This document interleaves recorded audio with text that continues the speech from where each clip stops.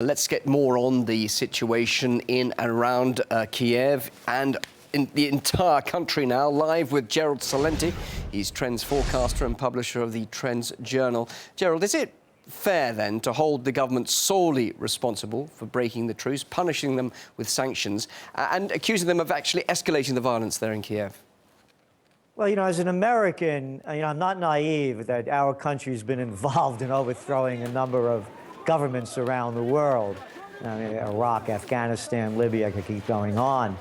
I've never seen such overt action in destabilizing another country or putting America's 2 cents into it. And now this isn't speculation, these are facts. Because if you go back to December, the mid-December, at the National Press Club in Washington, Assistant Secretary of State Victoria Nuland giving a speech, sponsored, by the way, by Chevron, about what was going on in Ukraine, and how basically demanding that Ukraine join the European Union and sign the association agreement. These are efforts by the United States, the Europeans, European powers, to incorporate all of Eastern Europe and to isolate Russia.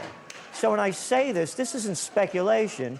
Anybody could go online and listen to her words. And she's also demanding that Ukraine obey the dictums set out by the IMF. And to use her words, there is, quote, no other path. So we're seeing Americans going to Ukraine and putting themselves in the center of this. It's like I've never seen before. I would like to read you a quote by Senator John McCain, who was in Ukraine in mid-December. So we put this all into perspective. This has nothing to do about democracy, as they keep talking about. This is only business. And he makes it very clear here.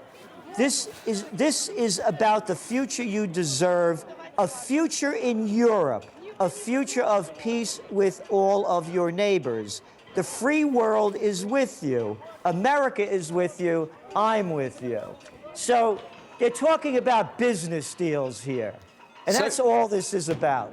So, Gerald, with that foreign pressure, the domestic pressure now on Yanukovych, is he going to survive? What's the future now? I don't know. And it depends on how Russia plays into this as well.